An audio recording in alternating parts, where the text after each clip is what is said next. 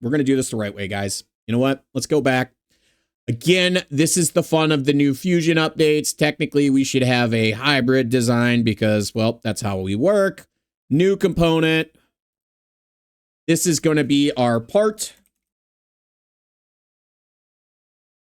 And with that, we're going to go ahead and create our box because, well, the part itself doesn't matter. What we're really chasing is the boundary. So I think I was hearing people out there, they were saying, let's say my part is about 25 inches long, but my machine travel is maybe 20.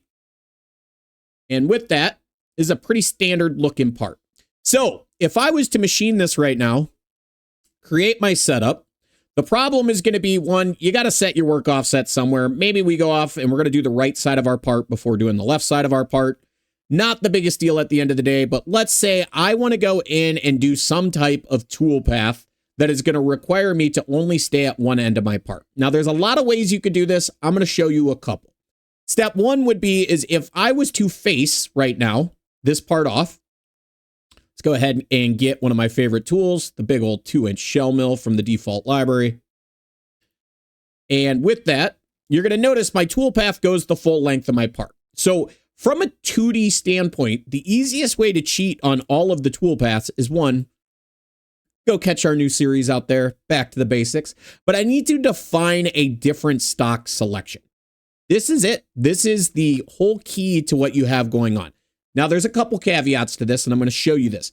We're going to go back to our design side. Now, it is very important if you're doing stuff with boundaries and you're getting more advanced in Fusion, you're probably going to start to model your stock. It's going to make your life much easier. So what I'm going to do is I'm going to, again, do a brand new component, and that is going to be a stock. And all I'm doing here, like I said, guys, is I'm just trying to generate another box a little bit bigger than we had before.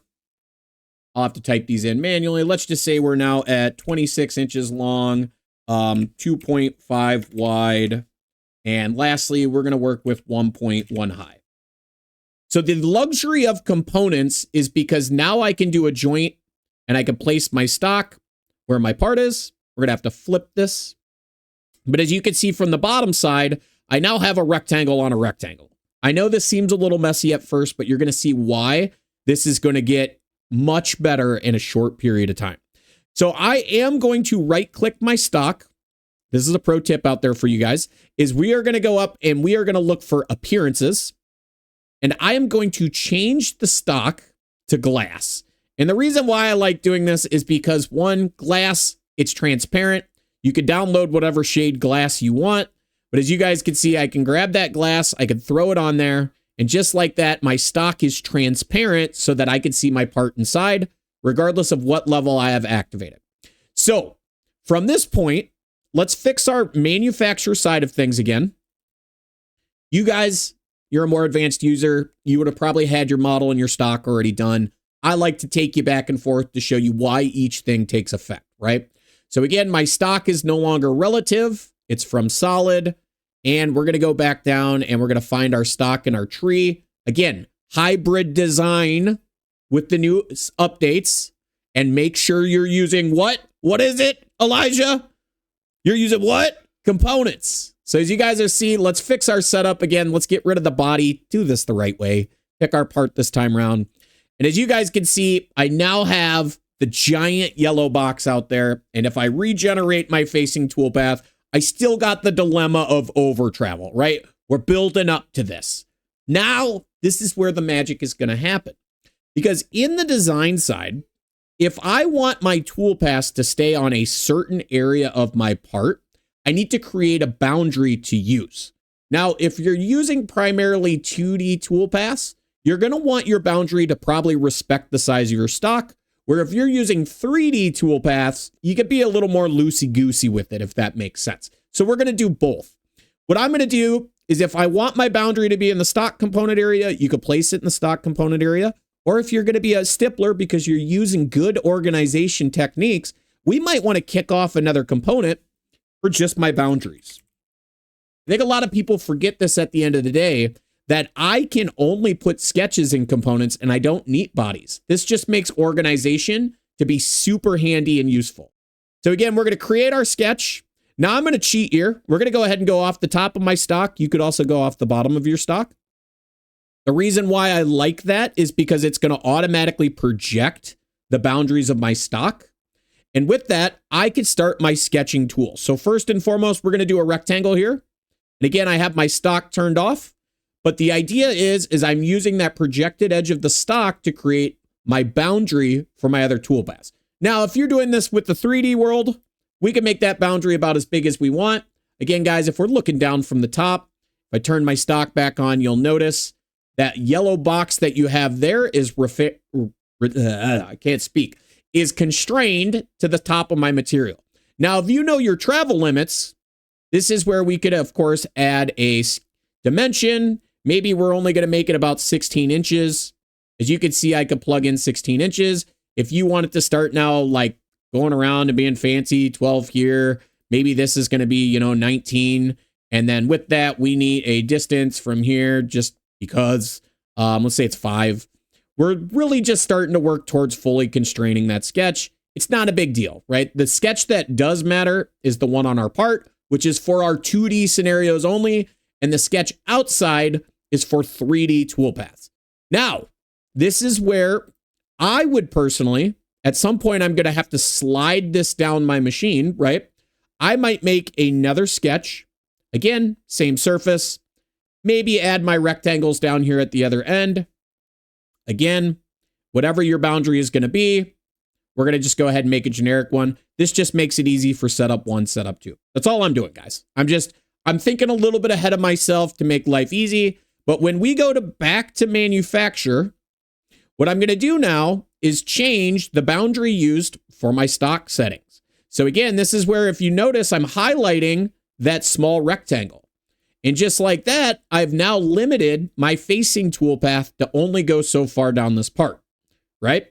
So again, just remember, we need room to go past that stock selection in the case of this toolpath. Now you could, again, guys, we could come in here, do like you guys saw me do with the parallel toolpath, rotate it 90. Then it doesn't necessarily go all the way. It's going to overlap a little bit, but it's not a big deal. Now, looking at that from a 3D standpoint, say we're going to do 3D adaptive clearing, swap out to my favorite tool, as Jeff found out. Yours truly loves a 1/2-inch flat end mill. Not that his machine couldn't push that big 3/4 inch monster, but what you're going to notice is, again, 3D adaptive clearing, my rust machining is actually automatically picked up on the stock down here on the end. But again, I picked my tool, I hit OK, I got a toolpath. We come back in here. I'm going to say a selected boundary, or I could actually use stock definition. So this is where there's a couple of tricks here that you may or may not know. We explain this quite well in other videos, but I need to say what I want to machine and where I want to machine from. So what I want to machine is going to be a selection.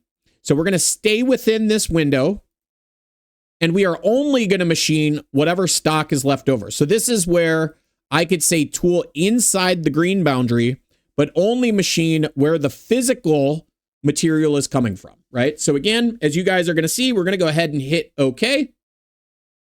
And as you guys are going to see, I've now used a selected boundary, even though it's massive on my part. We could go drag this as big as we want at the end of the day, but it's now respecting staying in that rectangle at one end. So now that I'm done with my first setup, whatever you guys are going to end up doing, let's say I'm going to take this and we're going to do a new setup. I'm going to go off this end of my part as my datum. Again, guys, you're going to use different spots on your part. The idea here is that we are going to go through and do this the proper way, which means what? We don't use the body because we want continuous rest machining to work. And again, that continuous rest machining, as you guys see here, I hit OK. I don't get an error. Had I used body, I would have got this error. But we can, again, let's go ahead and do a brand new toolpath, adaptive clearing. As you guys are going to see, we're going to hit the OK button out of the box. What's going to happen, though, is by default, it is only picking up things at one end. But the problem would be is if for some reason I forgot something down here. You guys notice how I have this little skin here? Let's say I actually wanted my toolpath to go further down. So let's say we're going to go stock bottom. And let me make sure I'm editing the right one. Yep, I am. Okay. So let's say we're going to go stock bottom here for some reason. And this guy is going to go 50 thou lower than my part. What you're going to notice, the moment that I told it to go all the way down to the bottom, again, I run into that same issue where my tool wants to go all the way around my part. This is where we rinse and repeat the system. Geometry, selected boundary. Again, we go to where our boundaries are. This is why I did it as a component, if you guys were wondering. I could also narrow this down to say, oh, I only want this boundary or that boundary. But as you can see, the moment I add that boundary back in there, I've now again took my toolpath and said only stay on one end of my part. So this, I know it was a lot, but this is how you would do an extra long part in your machine. Is I'm doing nothing more than controlling some toolpaths with a couple of sketches to keep it at one end or the other. Again, I had to do 2 setups because I'm going to shift this part at some point. But like that, that's it. Let me know. Is it magical? Are you guys blown away by this? Favorite stream, Ace, I appreciate you out here, man. Guess what? If you didn't catch it earlier, Ace, yours truly is going to be out there hosting again at the good old-fashioned Too Tall Toby competitions. So, moving down, awesome. Jeff, yep, you're in California. Jeff, I thought you were in Las Vegas. Are you in California now? Oh, you're in California right now, aren't you? Awesome. We got, is that meh? I don't know. Meh. We're going with meh. Came across my channel, binge watching it from now on. Time to learn Fusion and Cam. That's awesome, man. I appreciate it a ton. Ah, he's on a vacation. Jeff is a lucky guy. That works. Great, Scott. Glad to help you guys out. Time to talk on some big jobs. Time to taking on some big jobs. Yep. So again, guys, I'm throwing this out there. If you guys like what you see, you get to come here on a Friday. As long as I am set up somewhere to be able to do this. We provide free support Friday to each and every one of you that use Fusion. Come here, ask your questions, get those answers that you need. Again, we like to play Stump the Chump if you guys want to challenge me or roast your setups. Really good at that. But outside of that, you guys can like, subscribe, follow, buy us a beer, steak, lobster, buy support packages. I mean, heck, the sky's the limit over here. You guys can even sign up for our monthly memberships thanks to the YouTube channel.